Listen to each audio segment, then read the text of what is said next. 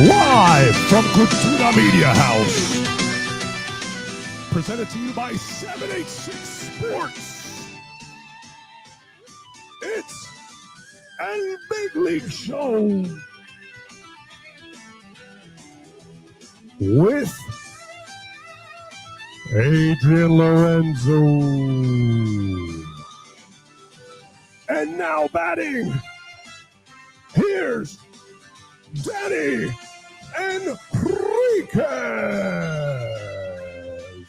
What's up, everybody? Welcome to El Big League Show. My name is Danny Enriquez. Headed down the home stretch here. Pennant race is heating up, finding out who the contenders are, who the pretenders are, and we're here to talk about it all with former MLB exec Adrian Lorenzo. Adrian, how we doing? Doing great, man. Doing great. It's a good day to be talking about baseball. We took a little bit of a hiatus in terms of taking the Labor Day off, but also putting out a very cool episode, I thought, with a conversation with David Oxfeld that we released in between our last live stream and now. So excited to get back to talking about baseball in the heat of, this is my favorite time of the year, the ramp up into the postseason before actually launching off into the postseason itself. But I think we're 17 episodes in, a few more if you count the offshoot conversations.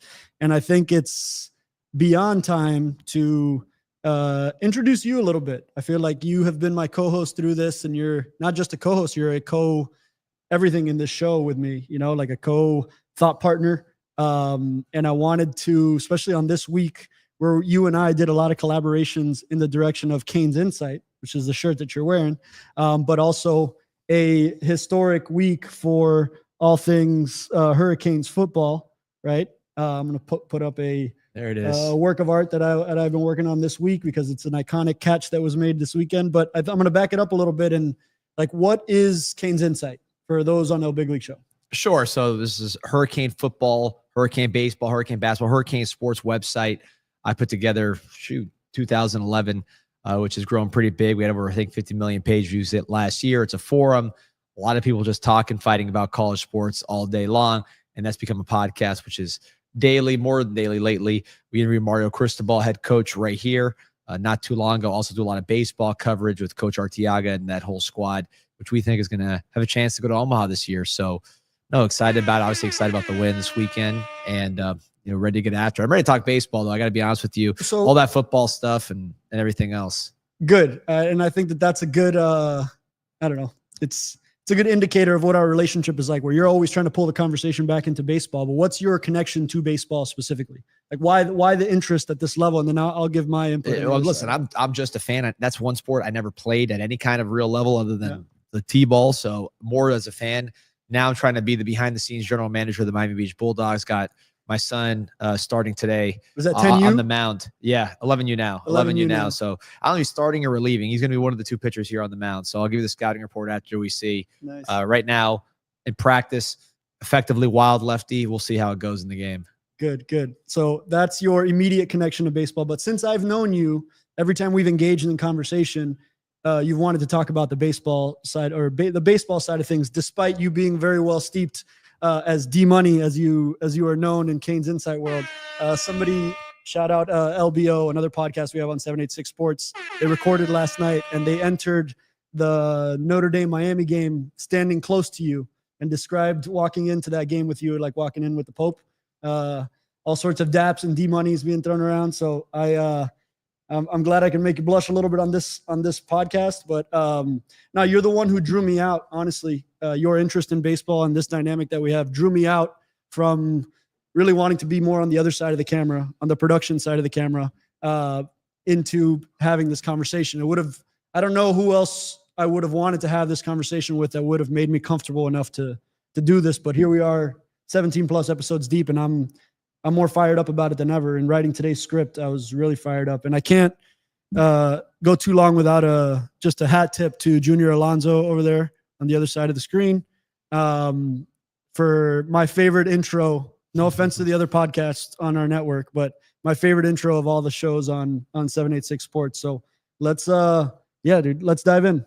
I appreciate that, and I like to put you in the chair because I want to find out what's inside your head as far as all of these machinations and different nuances that I hadn't thought about just reading stats on a piece of paper. One of these teams that we need to talk about is the Milwaukee Brewers, because you do this just straight paper, right?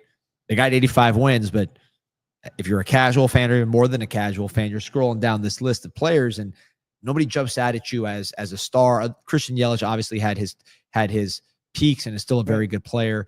Jackson Chourio, but not MVP level like he was. Not MVP level like he was. So you say, all right, well, when I look at the various ingredients, doesn't on paper stack up to the best team in baseball. And as you pointed out in your rundown, it's not a one-sided operation. You're talking about top 6 offense, top 8 pitching staff, top 6 bullpen, and it's all coming together. How are they getting this done? How they build this thing to dominate in a league where there's a lot of superstar heavy teams? This is the direct answer is holistically, right? So like, it's not, you can't point to one area and like, this is their strength. They're actually a really well-balanced team despite not having superstars. And they kind of build it all sorts of ways. Like if you go to, I love this fan graph component where it's 11 homegrown, 9 free agent, 19 trades, 1 Rule 5 pick on the 40-man roster. And like distributed seemingly evenly. So you have good things happening from your homegrown player process, your amateur player intake, and your player development to deliver players all the way through. That's Bryce Terang. That's all sorts of players here. Frelick. And then on the international side, guys like Peralta, guys like Uribe, that's amateur intake, player development all the way through to major league impact. But they're not household names.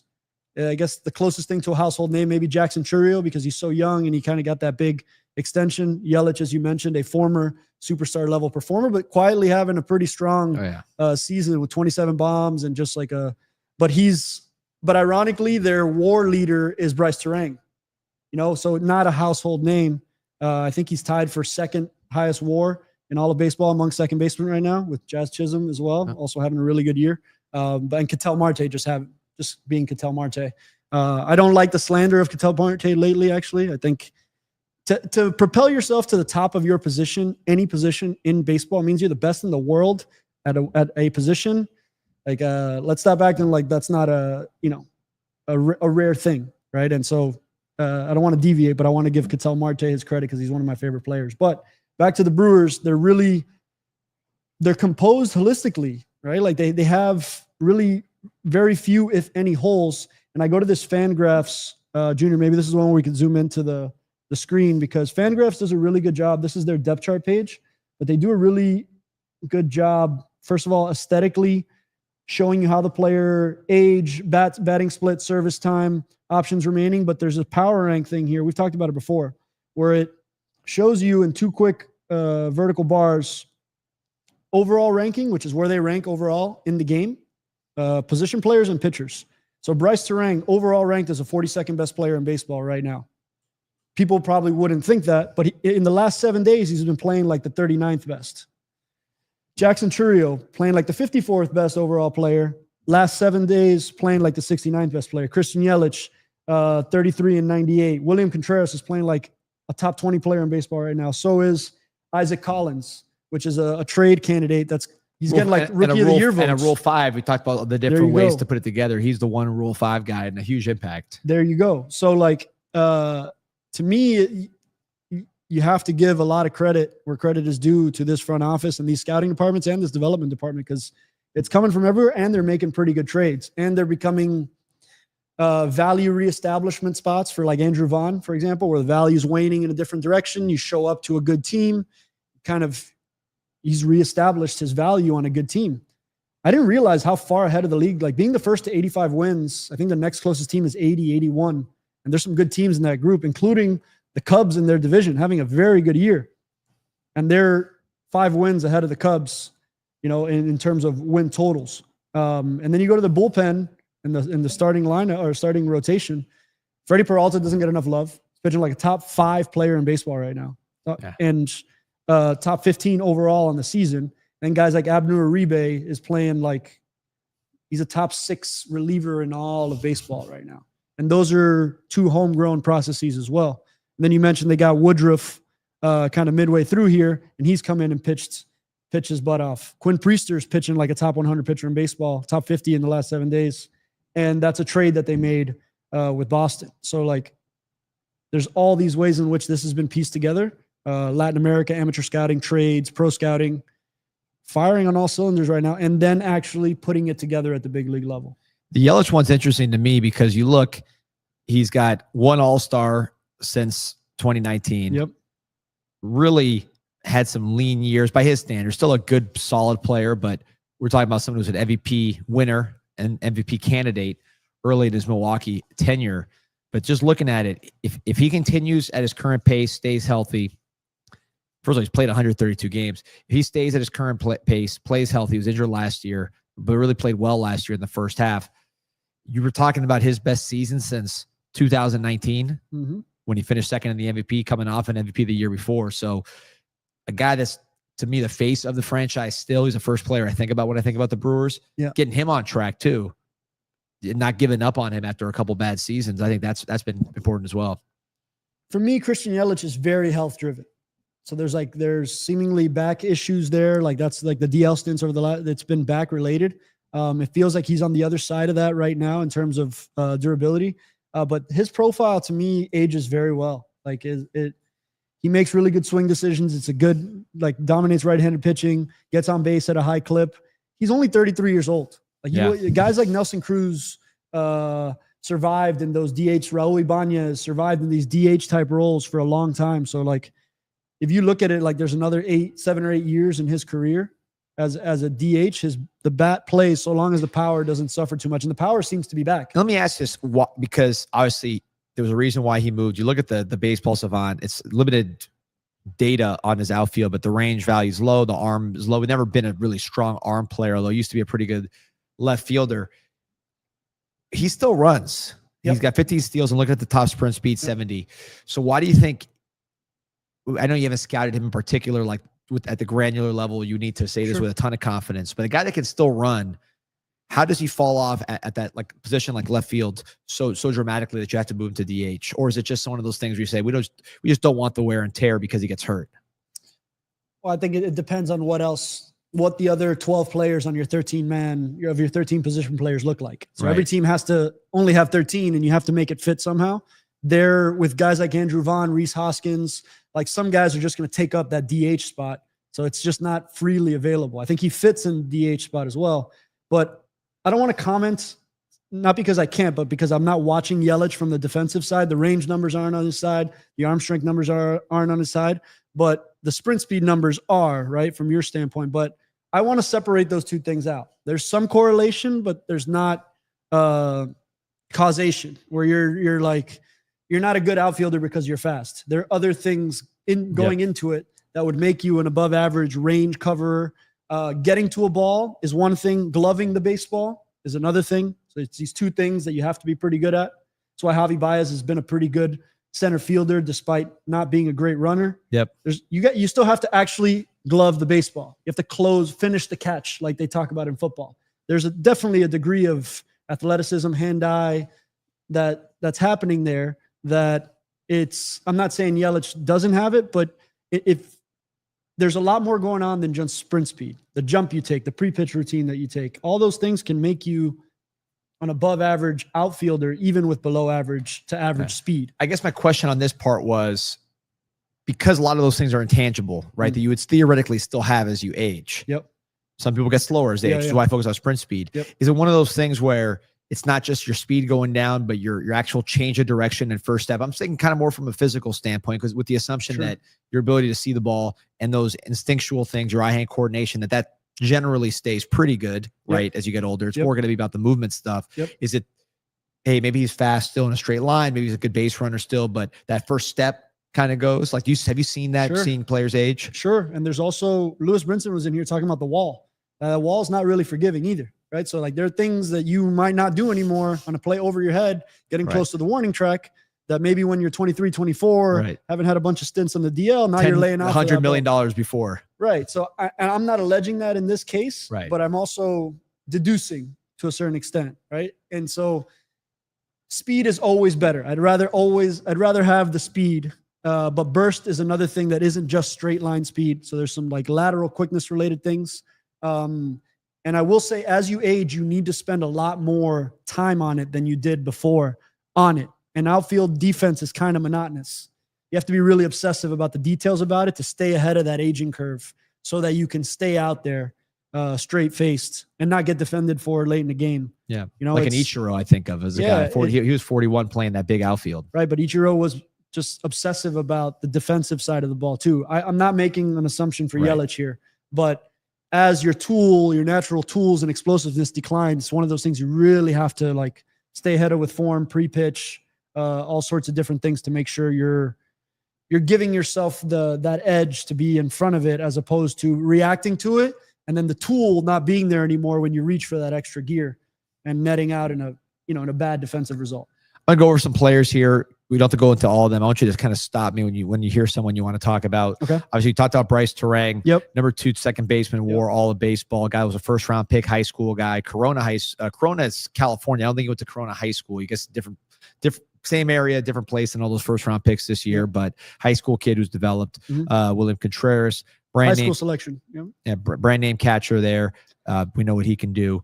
Talked about Yelich. Isaac Collins coming from that Rule 5 draft, which is, you look at his profile, the only thing that really jumps out when you go back and look at the old Baseball America type scouting reports to see how did he end up here. I don't even think he was a top 30 prospect on his own organization before the season. He's like 28 or something like that. Yep.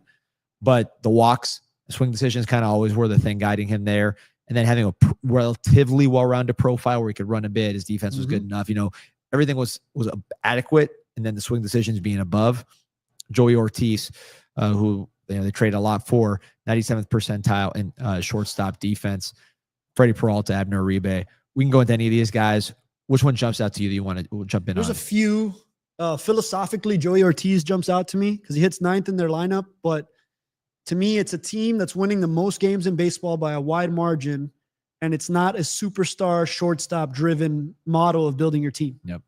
It is we do not have the offensive. We don't have Bobby Witt here.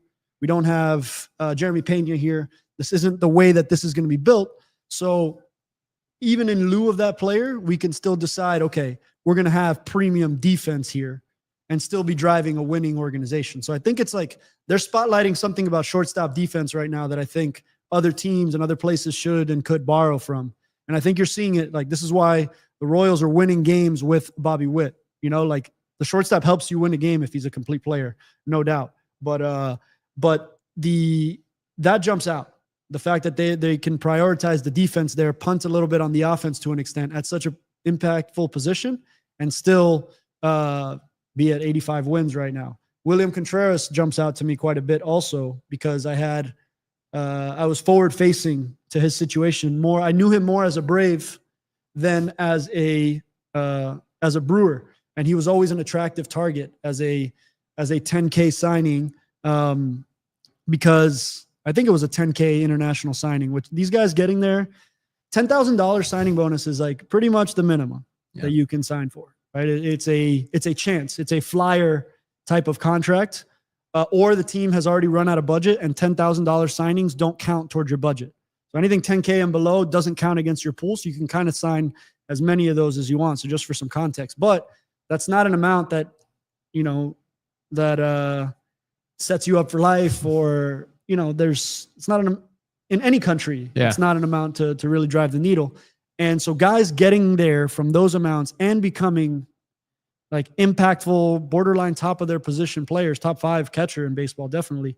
That jumps out. It jumps out at me. We talk about it with Dan Rafaela. I like spotlighting it when it's like, okay, at this point, they didn't determine that it's the equivalent of like a 18th, 19th, 20th round pick effectively in the draft right now, or an undrafted free agent, right? So getting all the way to this side of impact value on the big league side just really jumps out. And that with catchers, you got to wait it out a little bit. The knock on Contreras was the defensive components for a while. Could always hit, but it was like, okay, can we trust this guy to project long-term? But he was a really good athlete. His brother's also a very good athlete, in front of him at a similar position. But catchers take a little longer in terms of the defensive side rounding out. So if you have they have an offensive catcher. Other than the Mariners, very few other teams have offense that drives you from the catcher position. So what they're not getting at short, they're positioned to get it at at a position where other teams have to shore up defensively there, unless you're the Mariners and you have Cal Raleigh and he does both Right. and he's a freak. But those two players really jump out at me. And then having your Rule 5 selection, which is usually the back end of either your 26-man or your 40-man roster. Actually, it has to be your 26-man because you got to keep him on the 26. Have that guy jump in and be a rookie, third in rookie of the year voting. All of their processes are tight right now. So it's like no one player really jumps out at me, but on the totality, we're talking about however many top 100 players in baseball on the same roster. I'm gonna take this sideways, but I have to because I see Contreras, and it just Yep. you're the person to ask about this. We talked about this on the other side of why there's not as many Dominican catchers. Why do you think there's so many Venezuelan catchers? Because it seems at least relative to Dominicans, you got a lot of Venezuelan catchers, not just the Contreras brothers, but Salvador, other guys, just guys that have played well. Seems like there's an excess on one side and a deficit on the other for two pools of players that historically are pretty similar in terms of output and quality. I mean, Dominican probably more. Sure. So why so many catchers from Venezuela, you think? It's a great question, and I don't think that there's a clear-cut answer. You could say, like, why so many out of Puerto Rico? Yeah, Well, like that was one of my other questions. High correlation, Pudge, high percentage. yeah, I think you need to understand how big of a country Venezuela is, right? Like Venezuela is a massive country with a massive population. So, and they play primarily baseball. So the total population of players is high. Used to be that the Venezuelan educational system got a lot of guys to being bilingual. Mm-hmm. Remember, the catching position is high interaction with another player verbally and communication wise. So your ability to learn English kind of helps dictate your time to impact a roster, and there are things we've done to help translators and things like that, but there's a relationship that needs to get built. So there's a language barrier for Latin American catchers overall, but the ones who kind of grow up with English, like the Puerto Rican players, grow up with English a lot more assimilated. I think that there's a slight correlation there. I think it's an adage in the Dominican Republic that you're going to hit your way off of the island, so to speak. So a bat tool, hit tool driven, amateur positioning toward the shortstop position, which gets the most dollars. I think that's why you see so many shortstops come out of the Dominican Republic. The catchers, it's tough. Like Gary Sanchez, Agustin Ramirez is Dominican. Basayo is kind of putting that to test right now too. And then there are great players like Tony Pena and there are guys that have done this, Dominican catchers that have fared very well. But I don't know. I think it's more of the way the amateur market is set up to chase the shortstop as the highest bonus position. Whereas with the Venezuelans, there's a long track record of, I remember actually Andrew Salas and Ethan Salas, their father, Jose Salas. Mm-hmm. He was like the first catcher to sign for, I think, over $1 million as a catcher in Venezuela. Wow. Back in like 2000, don't quote me on this, but the early 2000s. And he was like, he kind of broke the dam.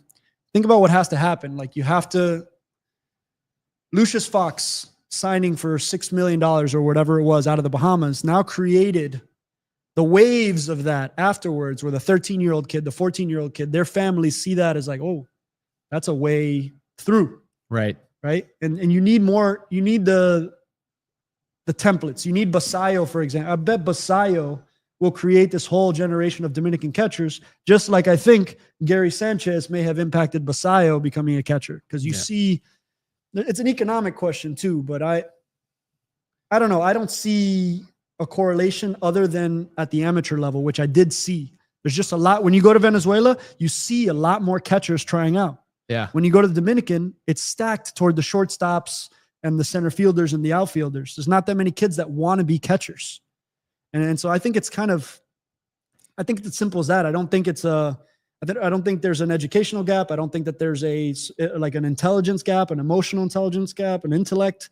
I think people don't realize how the amateur system is positioned to incentivize the shortstop position in the Dominican. Right. Yet in Venezuela, shortstops are also incentivized, but there's a lot of catcher precedence too. And so when you as a scout is signing somebody, like if you're making a projection on a player and you know that historically the numbers aren't in your favor, you're kind of flying in the face of that to break some sort of mold, as opposed to you know that this market is plentiful in catchers. You talk about this with football recruiting. You know, you can go to the Midwest to get, big, strong offensive linemen. It's because there's just precedence there. Yeah. This to me is a little bit of that same thing, but you just, on the Dominican side, the numbers aren't in that favor. And I think a lot of people who sign players hedge in that direction. We said precedent, and that the thing that immediately came to my mind was Puerto Rico, which I know we're talking about Venezuela, but Sandy Alomar Jr., Posada, Molinas, Pudge, and then you have the Molinas after that kind of generation. Maldonado. Right. So you have proof of concept. And a bunch of guys in between, Christian Vasquez. You can go on and on down this. But you can see how someone's trying to be a Pudge, someone's trying to be a Posada, and then with Molina winning winning as much as he did, it's just like the examples you kind of. So I could see it with that. The player you grow up with as your favorite player, you want to play that position. Yeah. And if Pudge is cementing a Hall of Fame career in front of you, and then the Molina brothers are doing what they're doing, Yachty gets all the credit, but Benji Molina was winning championships with the Angels before that.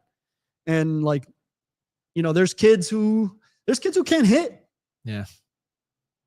Those guys that I'm talking about, they can hit a little bit, but the catcher is it's a position it can save a lot of careers by your glove being what can carry you.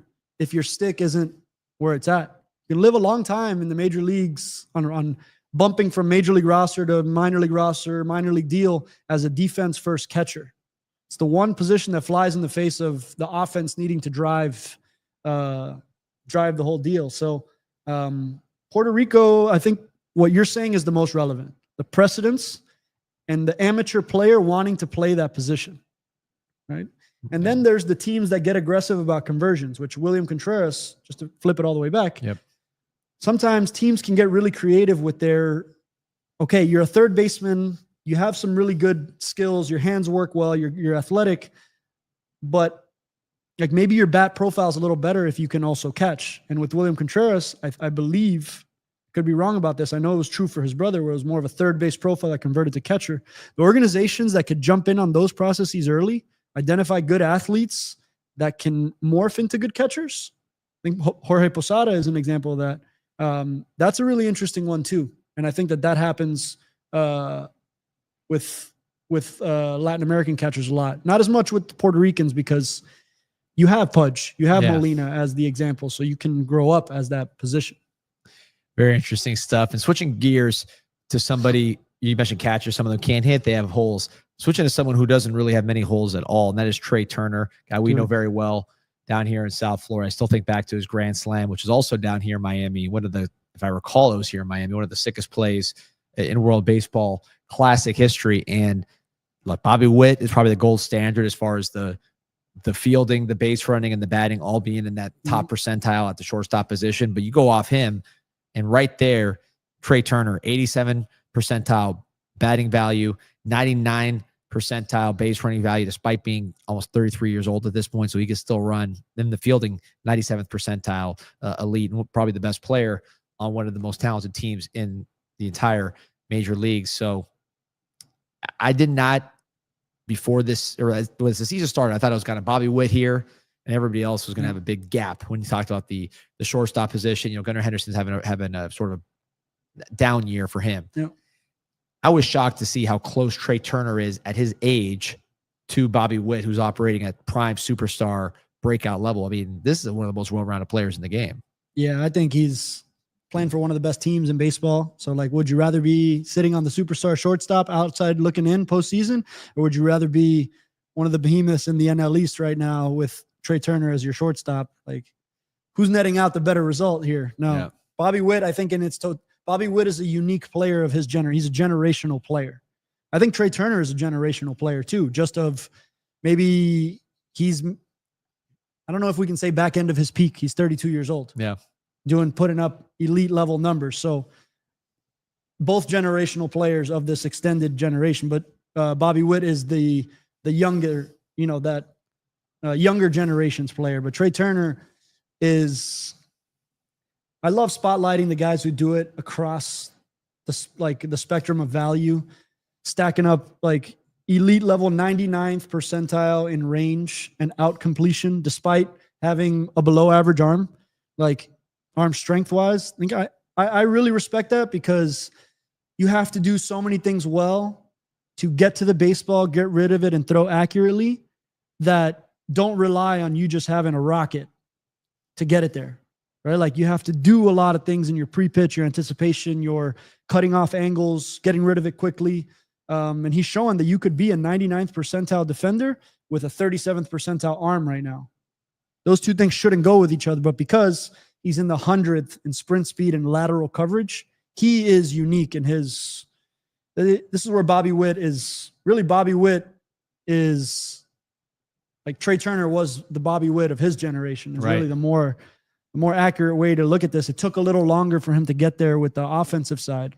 I think Bobby Witt is a categorically just grade above offensive player, maybe with massive upside. But I think Trey Turner's playing at a higher floor, arguably across the board, like total contributions. But I don't know. It's probably one of the better debates in baseball is Witt versus Turner. Who would you rather have play for you tomorrow?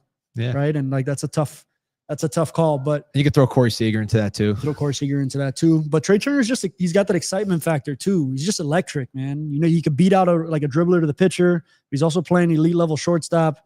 Moments like the Team USA moment in the World Baseball Classic. It's power, it's speed, it's elite defense. And kudos to the Phillies for selecting this as one of the players they build their team around. Sometimes you can look at that team and think that they're a offensive, like, let's score runs at all costs. But Trey Turner, just by having this one guy, this is the other side. This is the non-Milwaukee Brewers model, and both are in strong positions.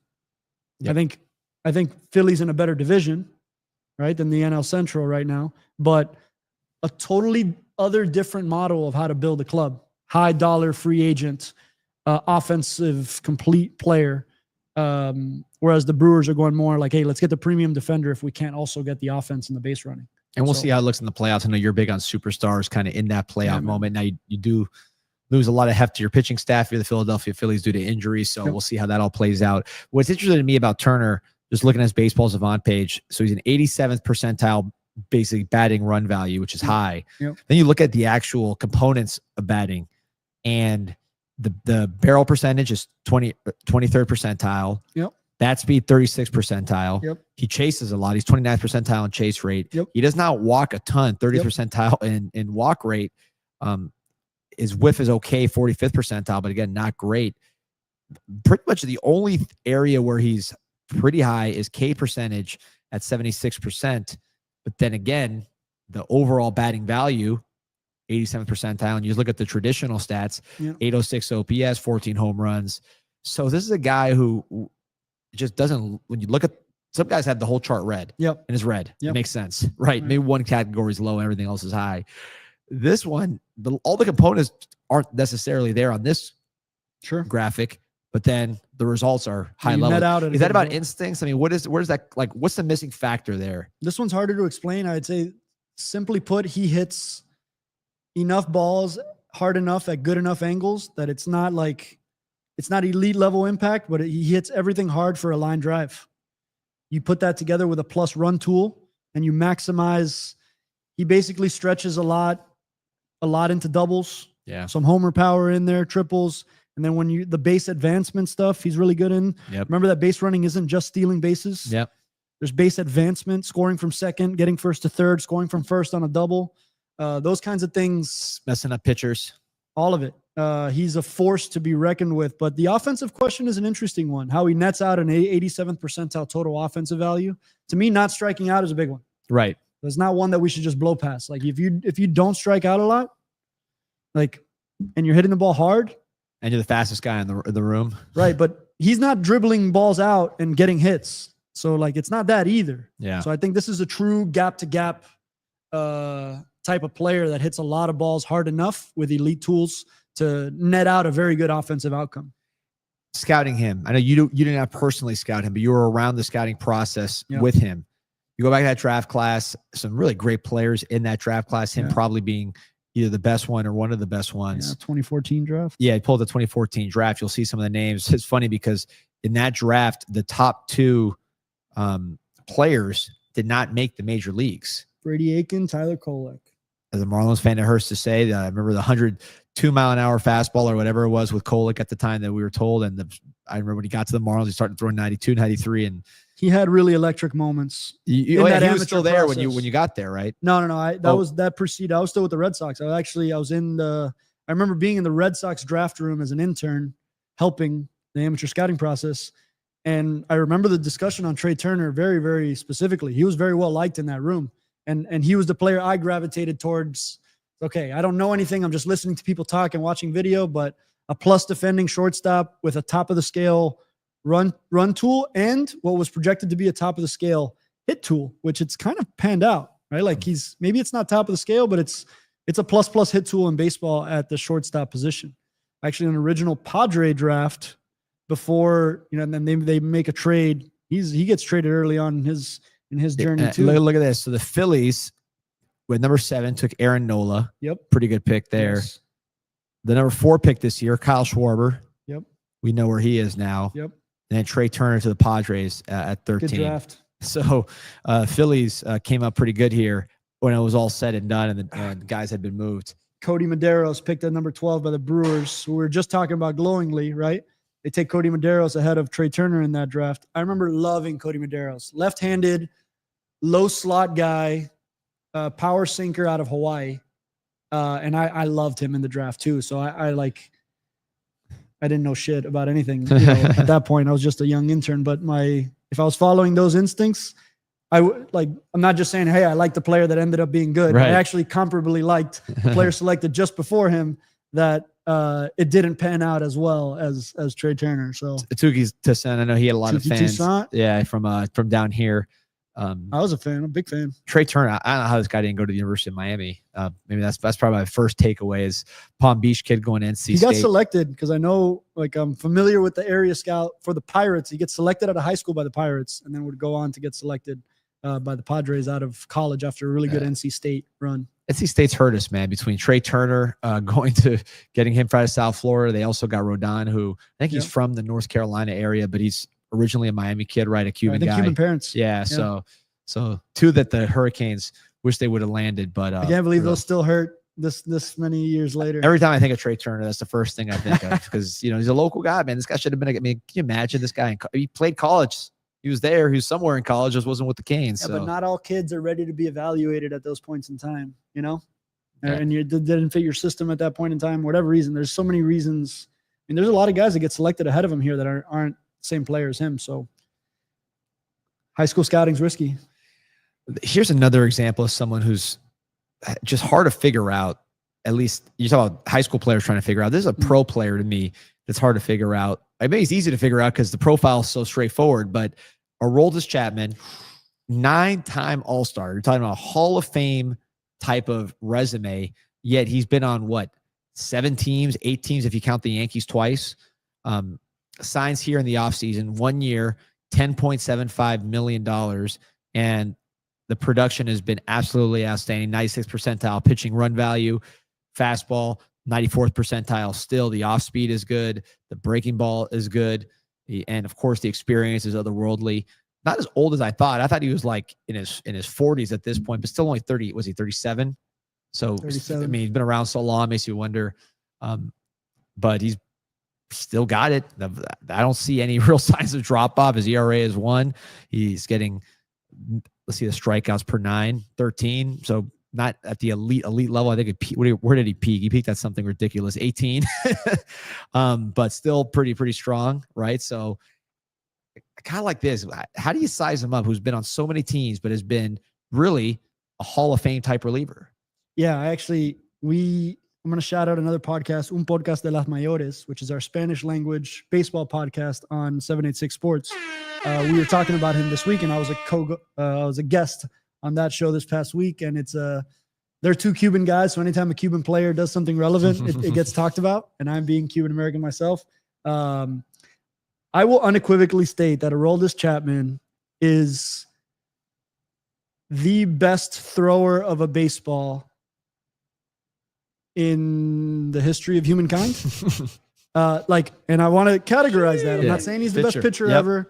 I'm not saying he's the nets out as the best pitcher of all time. But in terms of if you tried to draw it up, create a player in MLB The Show, and you were a scout, and you liked big physical tools and imposing physicality, you would design Aroldis Chapman. He's the perfect blend of two things that I talk about a lot. Yes, he's very big and physical and strong. He's also very elastic, right? Like he's that elite combination of physicality, elasticity, and like force, just explosive power.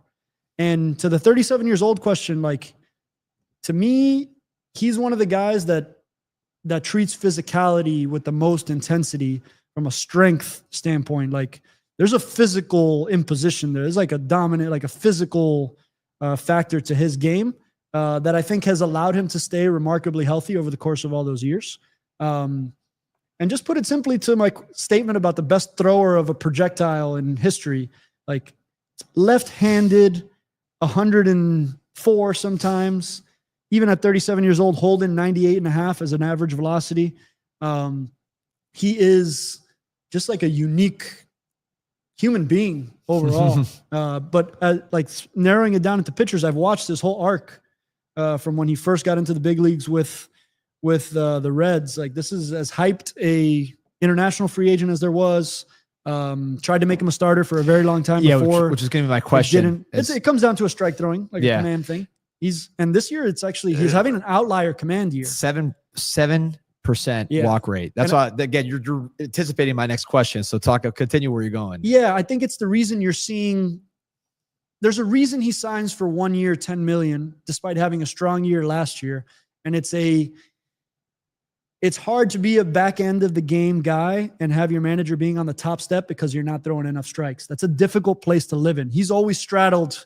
He's been dominant enough with enough strikes to get by. This year, something has happened. I don't buy. I saw something on Twitter where it's like, okay, Connor Wong was the first catcher to ever tell him, like, hey, throw the ball inside. Think about throwing a fastball inside. And I'm imagining every pitching coach he's ever had rolling their eyes like, oh, great. You didn't think we told Aroldis Chapman to, like, try to dot it inside? Maybe they'll, contest that. But whatever reason, the Red Sox have been able to harness his command better than, like, a lot of other teams that he's been with. So they do deserve some credit. But I think Aroldis and whatever he's doing in the offseason also deserve a lot of credit, right? Like, he is now a true veteran pitcher. He's not the young flamethrower. He's still a flamethrower, but he's not young. So there's a polish to the game now that I think is, I don't know, I think is unique. And I feel like enough feedback in that clubhouse is positive. As a worker, to see a guy setting the tone physically, work ethic wise, this guy prioritizes the weight room and strength, right? Like, that much is very, very clear. And then netting out these results.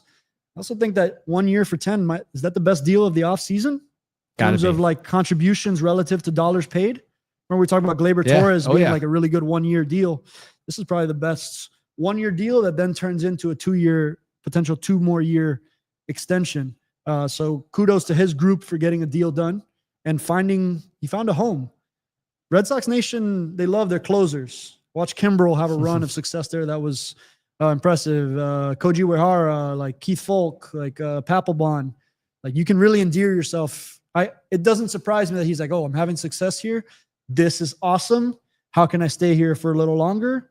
Hey, my side agents, your side front office, let's get a deal done. I want to be here. And kudos to them for getting it done. I'm looking at a guy like Billy Wagner, right, who just made the Hall of Fame. And comparing and contrasting. Billy Wagner actually retired at 38. Where he was off an all-star season at a 1.43 ERA.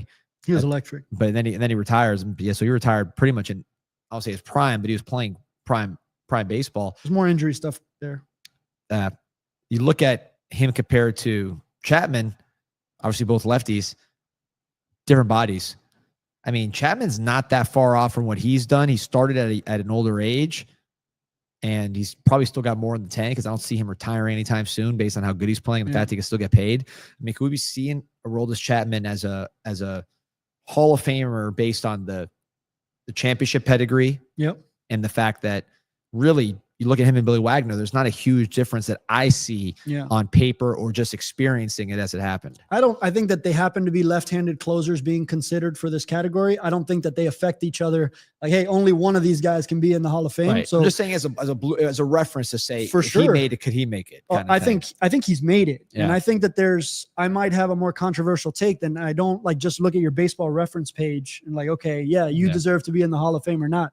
Were you the dominant player at your position for stretches of time, multiple generations? That's true for Aroldis Chapman. Oh, yeah. He's been the dominant player at his position for maybe not number one every year, but no hitter, especially left-handed hitter, wants to go up there and face Aroldis Chapman in the back end of the game. He's got that thing. He's in there. Yeah.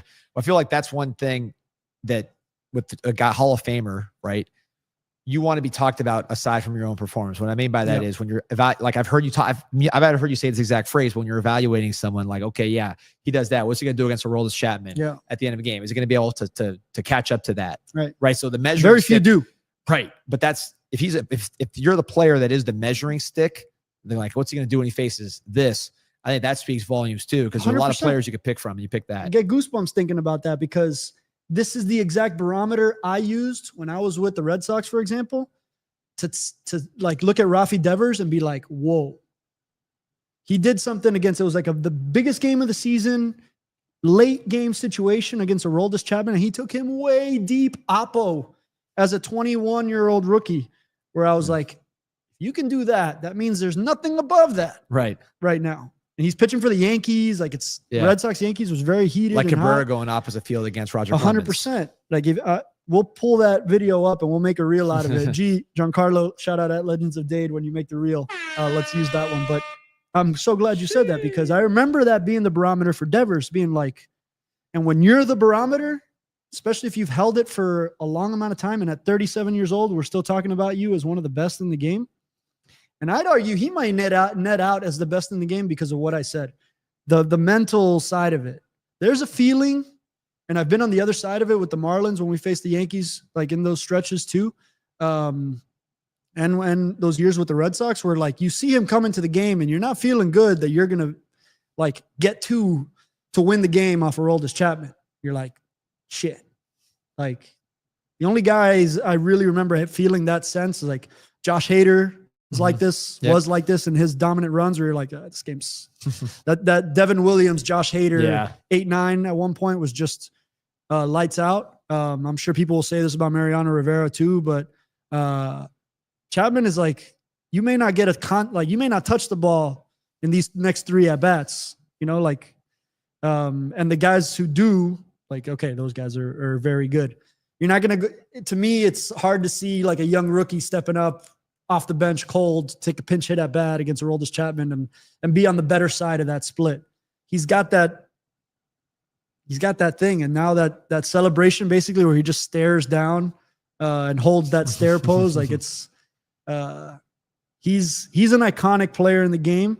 At times he's been a polarizing player in the game, but I think to me, it's not is he a Hall of Famer question. I think it's just being, he's probably the best.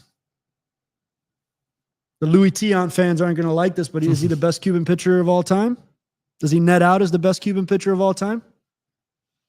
Most impactful in the postseason. I mean, you think about the postseason impact is crazy. Yeah. The Cubs picked him up when he was in his peak and he drove them to a World Series. They don't win that without Aroldis Chapman. Absolutely not. I think the Rangers, you can make that similar argument in that year. We'll see the Red Sox this year. And a bunch of like really strong Yankee seasons as well. And we'll see with the Red Sox this year. But the Red Sox wouldn't be in this position without a guy to slam the door shut in this dominating fashion. It'd be a tough year for them without Aroldis Chapman right now. So switching from one big, very explosive left-handed pitcher to another and Payton Tolle. So embarrassment of riches right now. Yeah. You mean, it's funny because I remember the first show we did, you were talking about how good the Red Sox org was. It was before the Devers trade, before a bunch of stuff that they did. Yep. And here we are. They moved all these guys up. Most of them are still, most of them are still there. They've now moved up Tolle, who was not the prospect you heard about at that time when we first did that show, because he had the 3 position players, but then he moved up to be the number 2 overall prospect. Now he's here. And you have you have the Savant page. Yep. I'm looking at a Stuff Plus graphic. Yep. And I'm seeing just 5-1. Brant Herter from Detroit, Cam Schlittler from New York Yankees, Garrett Crochet, Tariq Skubal, you know, these 2, and then Tolle right on top. So it goes Tolle, Skubal, Crochet. Right. And Tolle. The next 2 guys, highest pitcher WAR in the game. And so comparable to better stuff is what it's saying, right? Based on that small sample. Yep. But that small sample, it's not like taking a small, like 10 at-bat sample. TrackMan data picks up what's happening. Yep. Like you don't need like some massive sample for that to stabilize. So like that means that he's entering Major League Baseball with some of the best pure stuff and left-handed in all of baseball right now. And that looks right, man. Like we can pull some videos up, but that's what I wanted to ask you about. That looks right. And sorry, Tolle, I was saying Tolle. So you look at the size of this dude. What do they have him listed as here? 6'6", 250. 6'6", 250. And then you go down. That was probably a drafted weight too, so that's probably a little heftier than that now even. Well, you look at the other guys on this list. So Skubal. Yep. He's not as tall, but he's tall enough and he's big. Big dude. Crochet's huge. Yep.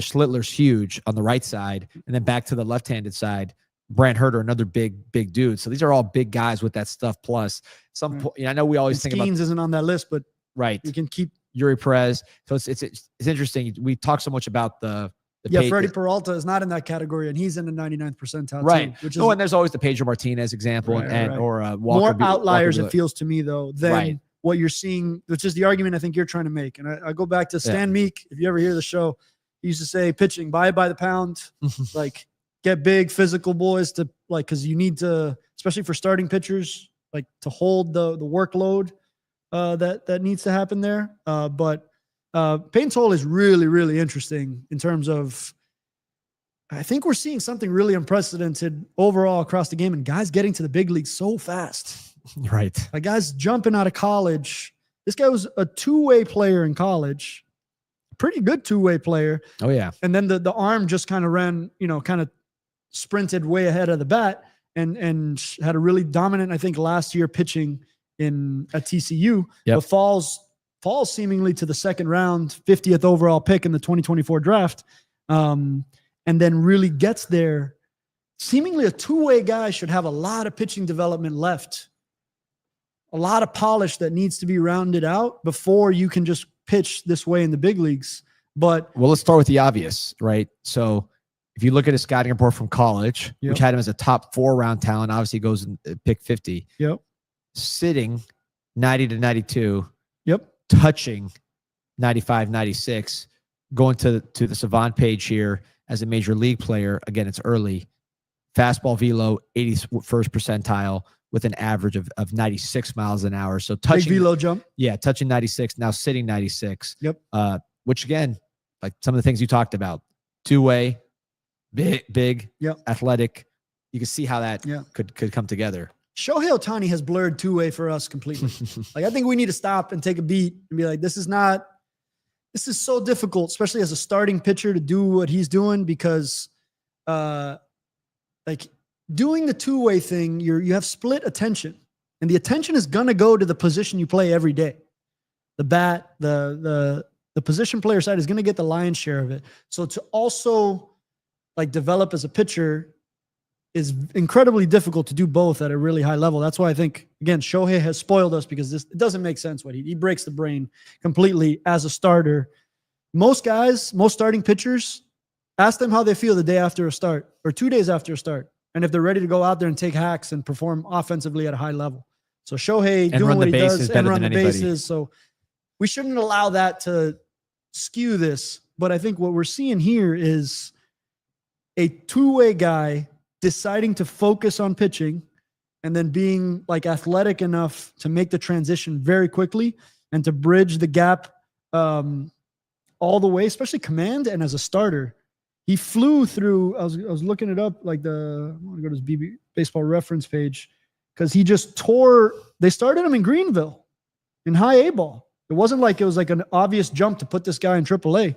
So what he did over the course of this 2025 season, I think it's a snapshot. If you're in an amateur scouting department and a player development system, that's a dream scenario, right? Like it's a dream scenario to have drafted a guy last year, two-way player in the second round, slightly over slot. So that means you wanted him. You reached a little to get him to make sure nobody else got him behind you. And then in his first professional season, he rips through Greenville, 49 innings in Greenville, 79 strikeouts. Did not belong in Greenville immediately, right?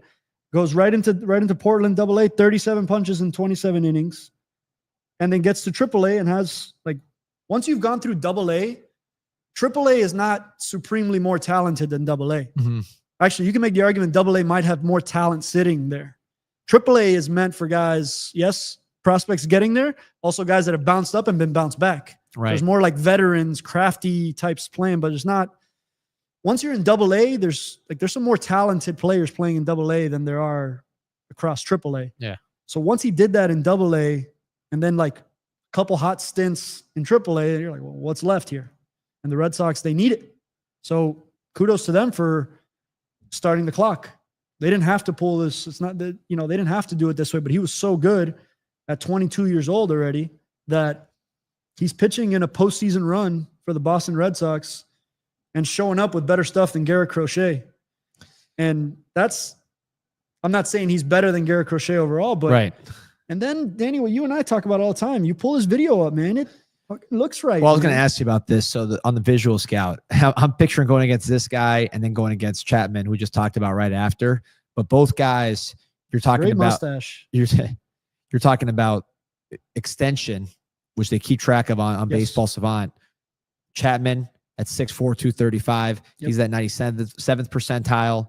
Obviously, the velocity is on a whole different plane than everybody else. Yep. But 97th percentile extension, and then Tolle, 99th percentile extension on that big body. So just the release and everything else, how does that factor into the whole equation on top of the stuff which you mentioned comes up at a very, very high level? You've been to a batting cage? Absolutely. Right. So like if you put a machine, like, is it going to be harder to hit if you put it closer to you or further away? Right. Right. So like these guys that get elite level extension, it's like a ball getting on you. It's what guys used to say about Randy Johnson. It's what they must say about Mizurowski. It's like, that shit's on me already. And it's just, I have no time. And I think that that's what extension does. And that's where, yes, the bigger physical guys, they're literally closer to you on the mound. And sometimes a big body can hide the ball well. There's more like mass for it to like all of a sudden like rip out of nowhere. It comes out of the shoulder slot and you have no time to adjust for it. Now there are guys that extension to me is also an indicator of getting through a baseball. So you like a lot of pitching coaches want you to stay behind the baseball and rip through it. If you start to pull off of it at any point or start to turn as a lefty to turn right or as a righty to turn left, you start to get off being behind the baseball.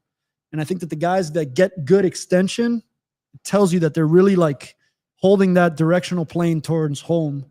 That I think is a good, better pitches live there than when you have less extension. You can get away with it with less extension and still do other things. You don't have to be elite in extension to have good outputs. But when you have elite extension, it helps you have better outputs. There's a million variables involved in this, so I'm asking you to overgeneralize. True. But if you have a two-way player in college who's a left-handed thrower and he's in the 90 range, which this guy was sitting 90, 91, 92. He was not what he is now. Yeah. How good do they have to be as a position player to not push him in the pitching direction when they're a lefty in that range? Because it seems like with him, it wasn't always a sure thing he was going to go the pitching route. So right. like if you're a scout advising these kids, at what point, I know there's a million factors involved, but like, how do you sitting in let's put your Club 31 hat as a consultant and you're advising the player. How do you make that decision? What are the things you're looking at with a guy that can throw 90s left-handed? You have to make your best guess at a projection, right? Like, do you think it's going to be a pretty good hit tool with some power? Or is it going to be an elite arm? Like, where's the real impact going to come? Right. And is the bat costing the arm? Is like the opportunity cost of not developing the arm the way a pitcher can if he just specialized. Like I said, the position player side will dominate the pie in terms of if you're a two-way guy, you're mostly a position player. You may relieve, you may do some reliever stuff. Again, Shohei Ohtani. Right. Let's put him aside in a different category, but it's just not it's not an easy thing to develop a two-way player or develop a development plan for a two-way player to have some success. So, and the individual college program, he probably was one of the best 9 bats on his roster. So you want him there because he can help you win baseball games. In college, you're trying to win baseball games. You're not just trying to tee him up for major league success. Although I think the best college programs do both simultaneously. And so, if your college team needs you and you're one of the boys and you want to your bat is helping, but you can also contribute on the mound. I'm sure Payton Tolle had agency in his decision to stay a position player as long. There's probably some stubbornness to want to keep hitting. And I'm sure if you ask him, looking at how he competes, he probably, I'd go so far as to say that his ability to compete in the batter's box probably gives him an edge on the mound. And maybe that's true for Ohtani too. Right? You need to really compete in that batter's box. And I think there's translation there in my opinion. I'm going to have to go totally left field, which I tend to do, but I had to do it because I'm hearing two-way player. Yep. I'm hearing 6'6", 6'5", 250 pounds. Yep. I'm hearing left-handed thrower. There's a guy for the Kansas City Royals right now that is struggling mightily. OPS of 35. Tore through the minors immediately, but has struggled mightily at the major league level. That's Caglione. You're talking about he's hitting 147.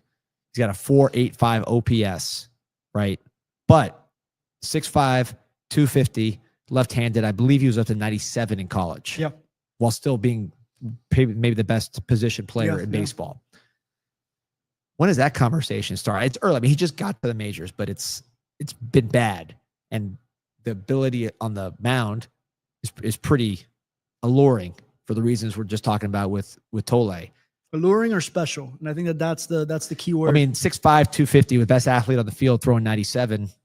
I know the production at the college level wasn't elite, but I believe he was a Saturday starter on an SEC team while also being the best offensive player in the league. Velocity doesn't equal elite. Right. That part, I just want to make that very clear. There's all sorts of pitchability, durability, strike throwing ability. And I'm not saying Caglione doesn't have that. Right. But there's a difference in, you think this could be special, or he's got a pretty good arm and he throws hard. And also elite athlete. And elite. I think he would be a really good pitcher. And I think he showed flashes of that when he did pitch. But I don't know that I'm ready to just pull the chute on a guy who was just and he did sprint to the big leagues. Yeah. So big leagues is hard though, man. There are guys that they crash onto the big leagues and they have success really early, and they lead you to think oh, everybody should have this kind of success, right? I remember with the Marlins, watching Acuna and Albies just show up and be best players in the game, and you're right. It skews you into thinking everybody should be good when they first get there. Or Kurtz, from his standpoint, which is the same position, right? Same kind of trajectory. Those guys can't be the expectation. They're the outlier good performances, because for the most part, the big leagues, you don't show up and you just hit. Even if you showed up hitting every step of the way, even up to AAA. AAA success doesn't equal major league success right away. There are good markers. You should be having, in order to have major league success, you should theoretically also be having AAA success. But AAA success doesn't equal major league success. And that's what I think Caglione is kind of running into. But in terms of, if you can find a special left-handed bat with power that plays good defense, Caglione to me and Matt Olson, I'm not pulling the chute on Caglione yet. And unless I thought he was Paul Skeens on the other side of it. Right. Right. I don't know the answer to that question. Maybe there are those who have seen Caglione as a pitcher that could be well, he's that. Yeah. And then if he is that, that's why my first question was okay, is he a good pitcher or is he special? Right. Here's where I think when Payton Tolle makes that argument, it feels kind of special versus maybe an average bat with power, which is also good. Right. That could be very good too. Right. But I don't know. He looks like he made the right choice, but I wouldn't say that Caglione made the wrong choice.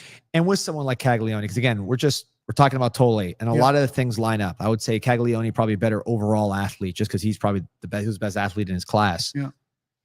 Does a differentiator then become things like just the natural ability to spin the ball, like just kind of that being a separator, like in terms of the tools, because someone on the outside says, all right, well, he's a great athlete.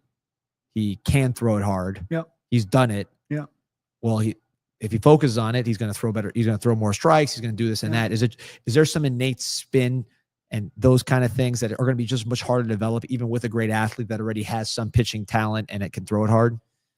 I'd say that if you have those innate characteristics, which I think Tolle has, it helps immediately. Right. I think if you don't have innate track ability to like backspin a four-seamer and you're more of it's a running fastball, that's just your more natural slot. There are things that could get really complicated when you start to like manipulate slots. So there's a health component to this that it's not a great profile to experiment a whole lot with, is what I'm saying. So I think guys take a risk when they change arsenal stuff because you never know how it's going to like impact you. But I do think that you look at a guy and say, okay, this fastball plays or it doesn't. And you can have a 98 mile an hour consistent fastball that plays like a 30 grade movement pitch, and you don't net out a very good result there. You can still be pretty good, but you don't net out an elite result, or you have to do things like, remember this used to come up with Sandy Alcantara, for example, where it like the true grades on the fastball and the sinker are much better now. But on the four-seamer, it would just kind of be, I don't want to say vanilla, but just it wasn't like a standout quality pitch, right. Not velocity, right? Movement profile. Yep. And so what Sandy does, I think he complements he plays the four-seamer better against the lefties and the sinker better against the righties, and he kind of leans into those splits. Pablo Lopez used to do this really well too, because one of those pitches was just more dominant. But there are things you could do to bridge the gap a little bit to get you to maybe net out at an above average outcome. Right. His changeup wasn't really a changeup, right? Too. His changeup was, what was it, like 94 or something like that? Yeah. And so those, yes. And that's a whole other, the changeup is a whole other bucket. It has like a different spin axis. There's different things involved. I'm isolating the fastball here because I think that that's what gets evaluated first. It's the pitch you're going to throw the most. And so in a draft room of Payton Tolle, you're talking about his fastball movement grade as much as you're talking about the velocity, maybe more. Mm-hmm. You and I have Hurricanes baseball, Griffin Hughes. Yep. On its face, you don't look at 92, 94 as like, okay, a lot of guys throw 92, 94. But if you look under the hood at the qualities of those fastballs, I think it's why the Mariners drafted him. The Mariners, Brian Wu, they like movement profile fastballs. Griffin Hughes' fastball was like a very vertical, bat missing fastball at elevated parts of the zone. Two-way player as well. Two-way player as well. It's a whole other thing. Once he dedicated his time to pitching only, took a big leap forward. I don't think he would have taken that leap trying to do the two-way thing. And maybe that's where Tolle, maybe that's why he's in the second round, not the first. Yeah. Because the delay and when he could show that he's a dominant force on the mound. So, yes, the fastball movement, to me, Dan Greenleaf always tell me, above average command of plus fastball movement can find you a lot of success in a way that above average velocity with the same command, still pretty good, but like the movement nets out at a better result. It'll miss more barrels and miss more bats than just velocity alone. Elite scenarios are velocity with movement. Right. Tolle, Crochet, that's the outcome that you want. But there are guys, I don't know if Freddie Peralta has a little bit of velo too, but his fastball is really high, grades really high on the movement scale, and he nets out at one of the better pitchers in baseball, right? But it's not velocity driven. It's movement driven. Yeah. Let's go back to another two. And without command, you can't do shit. So you don't get anywhere without the command control component. So let's finish off here with this is like an Adrian Lorenzo player to the bone, and also a guy who had some people evaluating him as a pitcher. That is the number one prospect in all of baseball, Konnor Griffin out of South Carolina, committed to LSU, gets picked by the Pittsburgh Pirates at, ninth overall pick, and has quickly become, as we talked about, the number one prospect in baseball, maybe the number one prospect in a while compared to like a Bobby Witt as far as what he could be. And I remember this draft because this was a very position player heavy draft, as we talked about. We talked about Nick Kurtz. We talked about Caglione. We talked about some of those, Westerholt's going to be up quick. Bazana's going to be up quick. Camp Smith's already been up. A lot of these guys are already up. We're in a different era. And this was a college, in my opinion, a particularly college position player heavy draft that he was in. So he was one of the few high school guys that was kind of in that mix. And when you look at the profile, a lot of stuff that you just on paper, you look at and jumps out. 6'4", 210, obviously. But then this guy was a great football player. He was a great basketball player. He stole 85 bases. He threw mid-90s on the mound. They said some people legitimately thought he'd be a pitcher right-handed. Some people thought he could be legitimately be a pitcher and a high prospect as a pitcher. I want to get into a few things with this guy. We all know how it's turned out so far where he is a 5-tool potential guy. But 9th pick. So not like Eli Willis this year, where he's a number 1 pick. I know he's under slot or whatever, but high school guys went higher this year than he did. I think because of him. That's a good point. And I guess Bobby Witt too, right? And guys like that. You look at the question marks coming out. And I think we did this with Roman Anthony, where I went back and I said, now Roman Anthony he was a comp pick, or was he second round? He was somewhere in that later area. Second round. Right. So you go back and say, how did that happen? Now, this was a much higher pick at the 9th pick, but still, if it was a redraft, he'd go higher. Roman Anthony deserves his own episode, so we'll get to that. Well, we talked about it. We talked about it. But when I went and looked at him, I saw something in the Baseball America report that mirrors what I see with Griffin, which is did not hit well on the showcase circuit, hit well for his high school team. Yeah. In spring. That was on both of their kind of negatives, right? Sure. Is it the showcases? Didn't light up the summer circuit. There were some hit tool questions at that time. You can't helicopter in to see him at a showcase and decide this is the best hitter. You have to watch him over the course of time. And it was in the scouting report, hey, this guy did better in the spring, but I guess it's how much they weigh, right? What they do in high school against kids that aren't going to be going to college versus what they do at showcases. I know some high school coaches that are friends of mine that say that people are way overvaluing showcases and not high school performance. Again, there's a high school coach's perspective. Both have benefits. Seems a reason why hit tool questions from the circuit. That's why this guy went where he went. Everything else from an athleticism standpoint, from a size standpoint, it checks out. And inherent profile questions. I don't think it's like a slam dunk shortstop evaluation. He's like to me, this is an offensively driven athlete profile that you like. I'll bet that there were guys saying that is it a center fielder? It's right. That's the question here. And I want to ask you that. Yeah. The difference between, we think this guy could, because he's an athlete, we think this guy could be a plus center fielder. Yep. And we think this guy could be a shortstop. Yep. Let's say above average. How much of a difference in value is it to be a plus center fielder and above average shortstop, or even above average both, plus both, whatever it is? Just a difference in positional value. True. Center fielder, shortstop, assume the hitting profile is the same. Whatever lets the bat take off, in my opinion. I think shortstop is sexier. And so I think it's more engaged, and I think it has more WAR opportunity. But did you like Ken Griffey Jr.? Right, Julio Rodriguez. Julio Rodriguez isn't even hitting consistently. He's always one of the top WAR guys. It's hard to have a center fielder be your franchise player. They don't really. It's not that they don't exist anymore, but that's a position that isn't loaded with superstar players at all. And so I think I'll take I'll take Ken Griffey Jr. if you can get him, right. So it's not I think you can they're the two positions where the athletes can let it eat the most. I'll say that. Yep. Shortstop and center field. And if you're a left-handed thrower, you get tossed out to center field. You can't play the infield. This was my issue. Never allowed me to play shortstop, but we won't revisit that here. But when you're that big, there's an there's a habit to be like incredulous as to whether you could stick there because you're just going to be too big for the position. It happened with A-Rod, and A-Rod did end up sliding over, but that was more for different reasons. It comes up a lot. In the Correa discussion, do you think he's going to stay at shortstop? Is he going to move over, slide over to third? Big guys aren't always this fast. Right. So they don't put you in the category of being considered for center field as well. This tells me that the athlete grades and the run tools were just, okay, this guy's in his own different elite athletic category with physicality to go with it. And then also with a very advanced hit tool. So, which by the way, I pulled out when you said that, I pulled up Corey Seager, his scouting report out of high school. The future.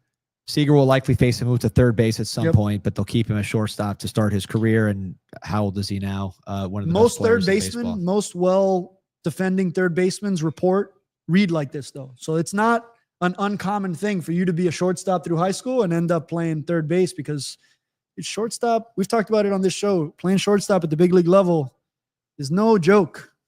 I remember watching Xander Bogaerts was another one that I watched. Like, Xander's a big dude. And there's always like, well, when does he move to third? Xander has had to do a lot of things and is athletically very gifted to dispel a lot of those things. Carlos Correa, same thing. Those guys didn't have the plus run tool that Griffin's got. So it's, I think what has surprised people in this profile and what elevates him to this level this quickly is the bat. First of all, the bat's just playing at every level. So without that, we're not talking about him in this category, but also it has not looked out of place subjectively or objectively with the measures that we use to grade out defense. So yeah, if you can preserve him at shortstop and you have a Bobby Witt type of player playing shortstop for you, we know that that works. We know that that amount of WAR stacking up, works. And there's a top of the scale bat here too. Very little punch. I think the Pirates did a really, really good job with this one. That's to stretch and get a high school player with that many good college players available to you. Behind him is Cam Smith, James Tibbs. They're good quality. The switch pitcher, Durangelo. So there Trey are Savage, I think, is Yep. knocking on the door Trey too. Savage is knocking on the door. But in a very college-heavy draft, for them to reach and get this, I thought it was a really aggressive pick, and it's about as good of an outcome as you can hope for if you're the Pittsburgh Pirates, right? And you're looking at your amateur scouting department. Like, in 1 year, this guy has, from the 9th pick, has propelled himself into the #1 prospect in baseball. That means you can move him. They're not going to move him, I don't think, but you can acquire any asset in baseball with Konnor Griffin right now. Almost any asset. Wow. Another general manager has to think about it. If you're the Pirates, you got to have this guy and Paul Skeens on the program.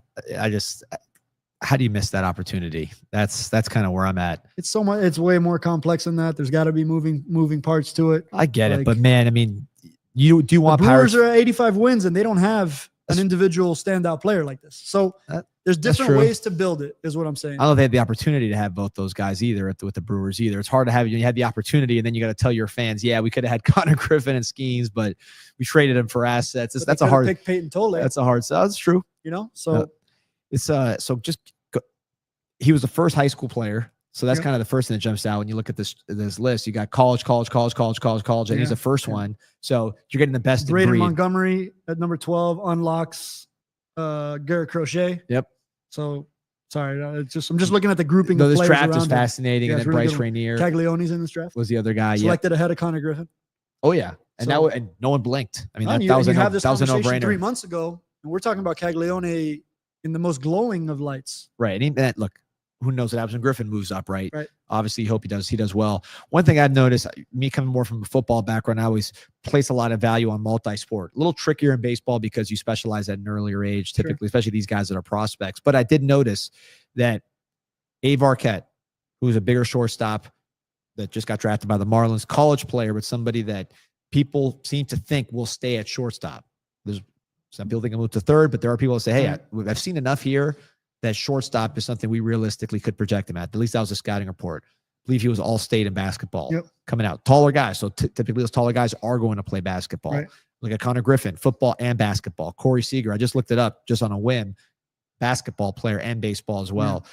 When you're trying to project maybe a taller player to stay at shortstop, and I guess Correa, these guys that were I don't imagine he was playing a ton of different sports. He's probably locked into baseball from an early age just because of the upside. But in general, taller shortstops is multi-sport something to look at because of the lateral movement and saying, hey, I can bet on this guy to move laterally well despite his height because he plays a sport where lateral movement is even more important than baseball. And even more important than online straight line running too, especially at like shortstop positions where you are moving lateral. This is so my second favorite sport is actually hoops. And actually to play in my life, I've always enjoyed playing hoops more. So I have a special appreciation for basketball. This is not to put football down in any way, but I think that tracks to me. Basketball athleticism applying to baseball, especially defensively and lateral movement, lateral quickness. especially for bigger guys. Like, But you would think they'd be recruiting them to play basketball. So if they're not, you're kind of like, why are I they think not if playing you basketball? put the average basketball player to throw a baseball, it doesn't look quite as fluid and athletic. So like, No, I'm saying if you're a baseball player of a certain height, you Yeah. would think that those guys are at least getting an opportunity to play basketball Sure. because of their height. So if they're not playing basketball, it's almost like, okay, there's a reason why there's a they're limitation. not either Like, limitation or maybe, again, maybe the dad didn't want them playing different sports or Right, whatever right. it is. yeah. But I'm saying that like just to use this example, the pool of tall shortstops, these guys are 6'4". Yeah. It makes sense that at some point someone's saying, hey, you should probably play basketball as opposed to like, Jose Altuve. Yeah. No, I guess what I'm saying is I think basketball athleticism really translates to baseball sometimes. Not every basketball player is going to make a good baseball player, but I think if you see like good basketball player in this equation, that athleticism, chances are if he's a bigger guy, chances are if he's playing basketball, he's probably a bigger guy. You don't see a whole lot of short guys playing basketball unless they're really explosive, in which case, that can play too. But I do see a correlation in the basketball athleticism as opposed to there's some in the quarterback argument, but I've seen actually a pretty high correlation of like, okay, good amateur, good high school basketball player leveraging that skill set as a baseball player as well. And it feels like that's what's happening here. And good to see like guys come from everywhere, man. This is coming out of Mississippi, high school in Mississippi.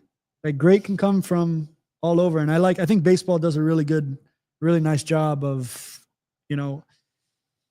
impact players from coming from all over the map. We've talked about quite a few guys from the Pacific Northwest. Ava Arquette, we've talked about guys from Hawaii. Now we're reaching into the deep South, to grab a top 100 player in baseball. And I love that shit.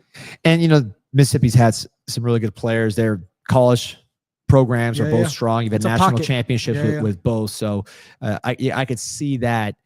Although he was going to LSU, the guy was definitely a independent thinker. He could have gone to Mississippi State or Ole Miss, ended up going to LSU, ultimately going to the major leagues. LSU makes a pretty compelling case right now. Shoot. I'm glad he didn't go there and go number one. He might never get another recruit again. But to that point, because he has the LSU commitment, and I believe he was an overslot deal, right? Yeah. Like it's a credible threat that you can go to LSU and still net out. So like you as a scouting director and front office making that selection need to fight against that LSU commitment. And so that's where it gets interesting. That's where I think this is an excellent pick. I think if you're the Pittsburgh Pirates and you're evaluating your 2024 draft, this is about as good of an outcome as you could possibly hope for. And a good development story to get him there. He's in AA as a 19-year-old raking. And you like to talk about trends. Like what you said, for example, that there were a lot of high school shortstops this year, in part because Konnor Griffin was off and running. And that was the story. We did the draft live stream. Yep. That was the story of the draft. I'm going through here the top shortstops in terms of WAR. I'm going to leave out the international players, but Bobby Witt, high school, Trey Turner, NC State, Jeremy Pena. I believe he went to high school in America, right? Jeremy Pena. I think he went to college in America too. Oh, he went to college. He's a UConn guy. There you go. Wow, what a weird profile for him. I didn't realize. I think he's a Dominican-born player that came to play, but I could be wrong about the UConn, but I think I'm right actually. University of Maine. Maine, sorry. Wow. Yeah. So college player. Then you have Gunnar Henderson, high school. Yep. Corey Seager, high school. Bo Bichette, high school. Mason Wynn, I believe, is high school. Yep. And then C.J. Abrams in that mix, another high school guy. So you see how the high school shortstop demo has got people excited. When the college one should get you excited too. Well, now I didn't realize Jeremy Pena was one, Trey Turner, and you're talking about, Zach Neto, but that's funny because the guys we're naming, Trey Turner was a high pick, but a guy like Pena, kind of not overachiever, but certainly overperformer based on what you had him slotted at. Zach Neto, would he go to Campbell? Yeah. But he was a first round pick though, wasn't he? He was, but he had to overperform at Campbell to be in that consider. He hit his way into that. I remember him in the draft room very, very clearly. It was that's a great pick for the Angels. Yeah, no, it's a great pick for the Angels. Then Dansby Swanson was out of Vanderbilt. Yeah. So I guess it's a mixed bag, but certainly it's a mixed enough bag. The more recent history with the high school guys with Witt and Henderson. For sure. And those guys will, I think, Eli Willits and those guys they don't have to thank these players, but Konnor Griffin being in everybody's face and Bobby Witt being in everybody's face and you being like, okay, I can reach into the high school shortstop ranks and come out with an elite level outcome. I don't have to wait for it to go to college. That said, college players pretty good. The Marlins just drafted Ava Arquette to be a version of this. Westerholt or Weatherholt. I'm sorry, Weatherholt. From everything I've seen, has been hitting lights out. I think he's still a shortstop. Yeah. What's McGonigal? We got to get to a point where we talk about Kevin McGonigal because I think he's the number 2 prospect in all of baseball, also a shortstop. And also kind of a weird profile, right? Just a hit first guy, but he's not exactly Konnor Griffin as far as the body and the way he looks and the way he goes about his business. Yeah. But he's a high school player out of Pennsylvania. Talking about coming from everywhere. Out of Drexel Hill, Pennsylvania. 5'10", Pennsylvania player. You want to know a path? Hit. You hit and you're left-handed bat, like you'll get there. Like they're going to prioritize you if you can prove you hit at every level. And that's why I think we should tee up McGonigal for that next episode. So next episode, which will be next Monday, tune into El Big League Show. Remember to like and subscribe to the show. We'll be going all the way through the playoffs, all the way through the offseason, into hot stove, into WBC. It's not stopping. So like and subscribe now. Tell your friends. El Big League Show. See you next week.